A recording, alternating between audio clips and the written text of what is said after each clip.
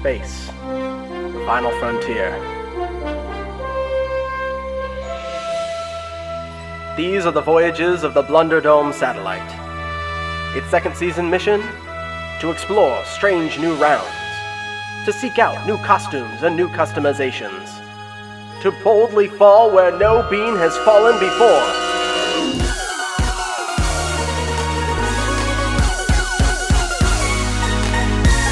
The new and rebooted Season 2 of Fall Guys has finally launched, and it is out of this world.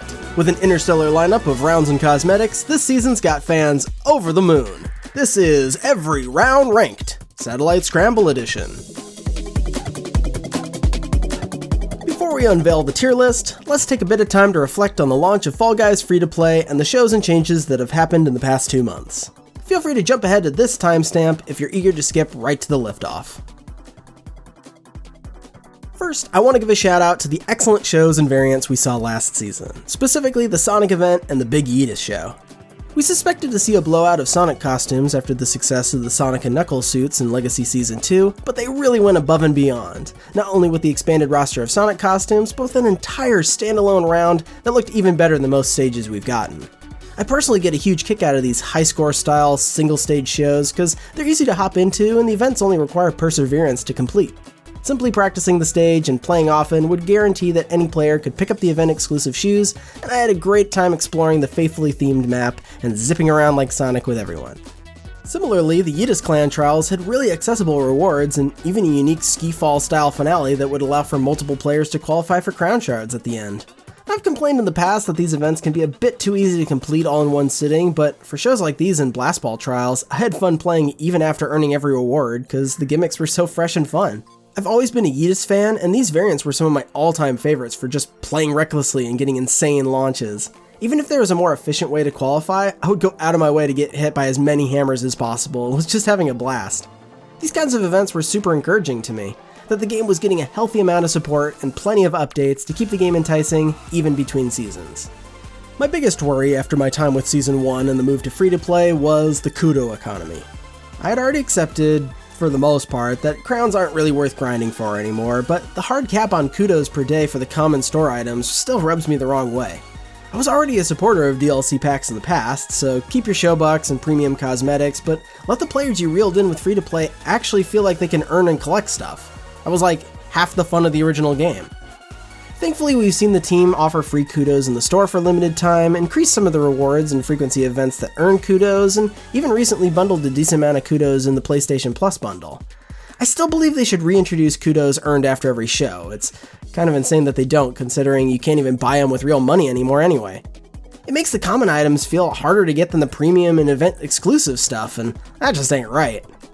Another trend I've noticed in the shop that makes me happy is a stronger emphasis on costume bundles and deals for premium players. Instead of the atrocious obstacle bundle, 3 costumes that were only 2 crowns a piece only a season before, now priced at nearly 20 real dollars, we've seen triple packs of actually good costumes for less than 1,000 showbucks. This feels a lot closer to the actual worth of these outfits and makes me feel a lot more comfortable about investing in the microtransactions, which I mostly ignored last season. Let's hope the team is seeing a good return on these price cuts, and we'll keep getting closer to the old $5 per 3-pack prices we saw before the switch to free-to-play. And the last thing I was somewhat underwhelmed with last season was the Season Pass. Specifically, the amount of fame points you'd receive for playing a show versus how much was awarded for completing the daily and weekly challenges. Now, I'm all for the trials and dailies. I think they're a great way to incentivize booting up the game for a little bit each day and making quick progress. But a bit too quick. I would play for a couple hours at the beginning of a new week and rocket up 10 levels on my pass and not even get to savor what I had earned in the first place, but then if I wanted to play any more that day, it was a total grind to get anywhere close to the next rank. You were awarded 2 to 10 times as much fame for just doing the simple little checklists every day, so it actually disincentivized you to play for more than an hour. It wound up feeling so restrictive. Don't stock up on kudos, don't speed through the season pass, don't grind for crowns, stop playing, come back tomorrow for your tiny portion of pig slop. Please, sir, I want some more. This has kind of been addressed this season and kind of not. For one, they've just made all the numbers bigger for some odd reason, but the daily and weekly rewards are still way more generous than the bit you can earn on your own, even for getting gold medals and winning the show itself. But they've doubled the season pass, and there's actually some stuff past level 100 that looks freaking sweet, so While I still feel like I can get through the whole pass in about a month for just participation prizes, at least there's something to strive for around the time in a season where I usually drop off hard until the next major update. So I'll gladly take the overly generous fame rewards as long as there's still cool stuff for hardcore fans to earn. But that's it for the rant this time around, so here's some fun new stuff. Reminder that my scores range from always fun down through good vibes, fine, boring, bad vibes, and finally delete. Does the revisit to Season 2 have true star power, or will it fizzle out in the atmosphere? Let's find out. The first stop on our intergalactic roundup is Space Race. It's a fun new track that does a good job of introducing the new ion thrusters. These oversized glow sticks pack a punch, and you'll need to launch off one to reach the upper paths and the finish line, or else get wedged and jostled into another dimension. The course has a good amount of variety, from low gravity zones to pipes to conveyors to hex tiles, and is actually fairly difficult to navigate efficiently. The moving platforms at the midpoint are pretty slow, and you can waste a lot of time waiting if you miss the cycle or aren't quick enough to reach the next platform in time. For less experienced players, though, this round is a little more stressful because it has one of the shortest round timers in the entire game, tied with Track Attack at only a minute and a half to complete. At least Track Attack is fairly short with boost rings, but during team rounds it's common for half the beans to not even reach the end on this one. While the course has some fun ideas and offers a good bit of challenge, the unforgiving time constraints and slow-moving platforms hold Space Race back to the low end of good vibes. Cosmic Highway plays like a spacified version of Roll-On, with players zigzagging across platforms and avoiding the bouncy obstacles. It's a decent variant with some truly devious patterns. The lasers are even more formidable here than in Space Race, and sometimes you'll overshoot a gap or a platform won't even show up for you at all. But much like Roll-On, the round loses its luster fairly quickly, and it's a pretty short little jaunt once you know what to expect. And why on earth does this round last twice as long as Space Race? Gotta watch these chuckle nuts flail for 3 whole minutes before the game mercy kills them. For that matter, why does a round like DoorDash need 5 whole minutes? Even the Whirligig has a 3-minute round cutoff. I never noticed this round timer discrepancy until this season, which really goes to show that Space Race has an unreasonably quick cutoff, but wait, we already talked about Space Race. What do I think about Cosmic Highway? It's fine. What if Tiptoe's path was invisible, but you were given a map? Welcome to Star Chart. A pretty wild idea for a race round, Star Chart's gimmick is a little hard to wrap your head around at first and is still pretty tricky to navigate. Each button across the void of asteroids reveals a section of the map on the big display, but the path is often full of dead ends and slow winding routes. Trying to assess which path the display is pointing to, taking steps of faith into thin air, watching out for the rotating asteroids, can be pretty easily overwhelming and frustrating. Thankfully, there are a few checkpoints you can reach, and it can often be faster and safer to simply follow the competition and mainly focus on avoiding the rocks, because if you get left behind, good friggin' luck. Without the dozens of other competitors pushing the buttons, you often won't have enough information on the display to know where to go next, since they'll only stay lit up for a short amount of time. It's a cute idea, but in practice it's not that much different from something like DoorDash, and lacks the frantic fun and strategy of Tiptoe. This map missed the mark. Frantic Factory is a new hunt-style round that just lacks the soul of other high-score rounds like Bubble Trouble or Hoopsie Legends. You all get thrown in a tiny cramped arena like a bunch of hamsters and try to hit the buttons as they light up. The level's so small that you're right on top of everyone else, and the buttons will get pushed immediately by someone right next to it, so even if you see a yellow button even a couple of meters away, it's already too late to get that one, don't even go for it. So it becomes this awkward waiting game of staking out a position or moving to anticipate where a button hasn't lit up for a while and nabbing it the second it turns on.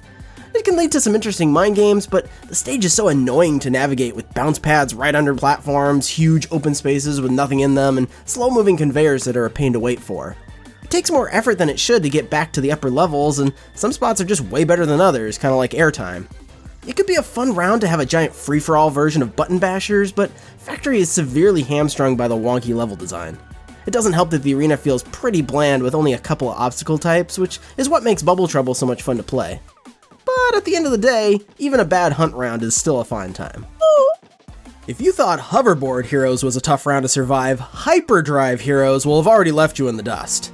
This grueling roundabout of death and despair is close to the 2 slime climbs for most technically demanding round in the game to date. Even the first section with those dreaded bouncy lasers is deceptively difficult. Manage to navigate that and you'll be met with conveyors, spinners, and hex platforms that'll push you to rush through as quickly as possible without much time to focus. The trick actually is to slow the heck down and wait for the slow-moving platform as much as possible. Sticking to the back will help you time the lasers more safely, and oftentimes everyone's eager to hurry up and wait anyway, so Take that time to move smarter, not faster. That is, until the very last obstacle. For whatever twisted reason, they designed this level to have a single bottleneck at the very end of an already stressful round. Unless you feel confident in your jump to push ahead of the pack, avoid the mistake of trying to go early and once again hang back and wait for the respawn. You won't get first, but you'll qualify. I really dislike this final hazard because the course doesn't communicate the intended path very well and it only lets a couple of players through at a time, so it can feel awkward and unfair. Thankfully, they've revamped this final section to include a safer but slower middle route, so a lot more players can actually survive until the end. The element of risk is still there, and people have gotten pretty good at leaping ahead of the pack, but now there are more ways to complete the course like there always should have been.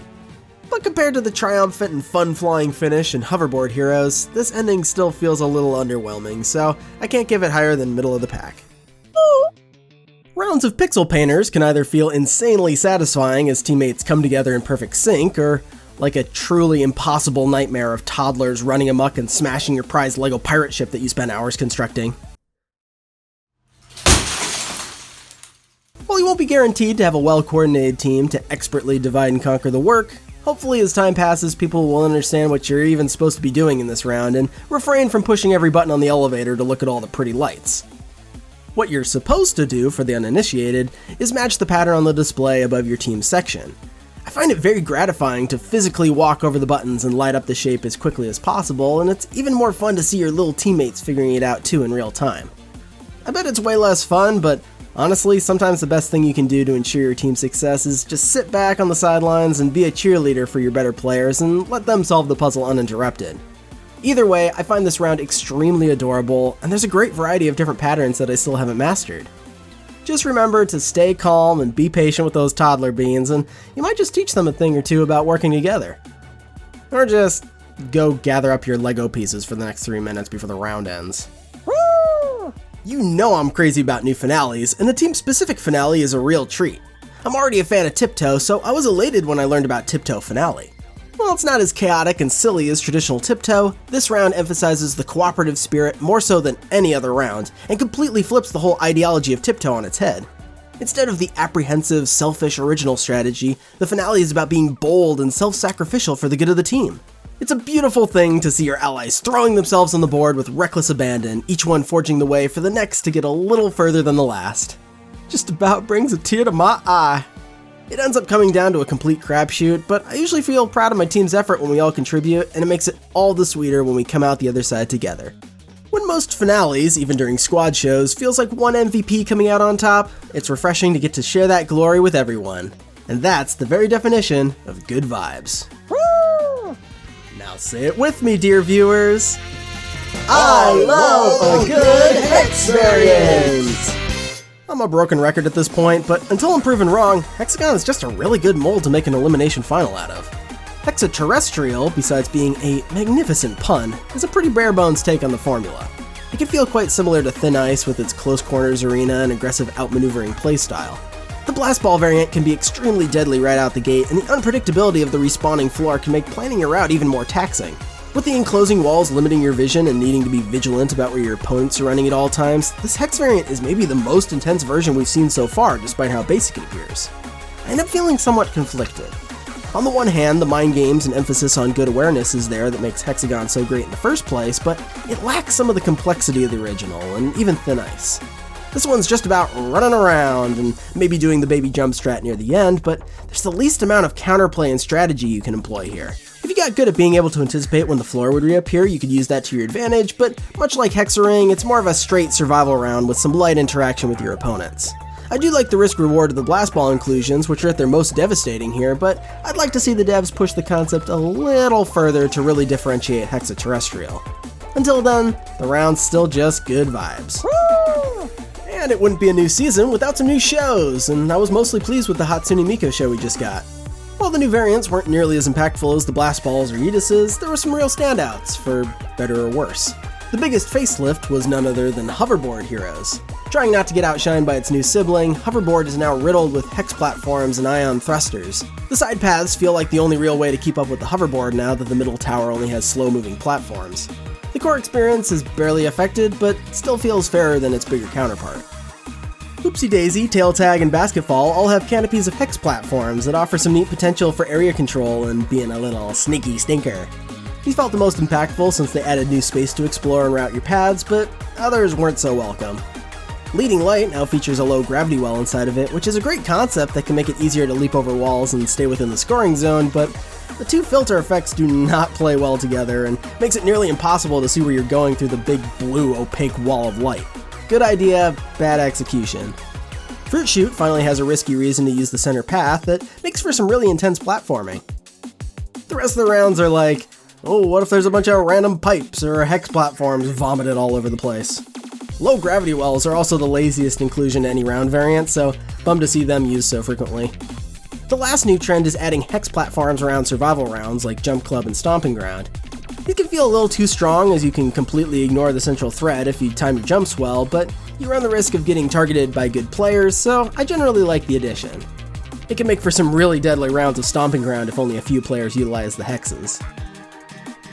Finally, the moment has arrived. Here is my fully updated tier list. Once again, the hexagons are the bestigons, and not much this season really moved the needle. Partially because we've already seen a sci-fi theme and the new additions mostly feel like big reimaginings rather than brand new ideas. The good news though is that there's not a boring or bad vibe to be found, and it's been ages since I've had the urge to delete any rounds, so let's hope the positive trend continues. Thanks so much for the support for this series. I love hearing your guys' opinion on each season, and I have fun talking about this game, but I may take a break to focus on other projects for now. So if you'll excuse me, I've got a date with Miku. Keep it clean out there, live long and prosper, and happy falling.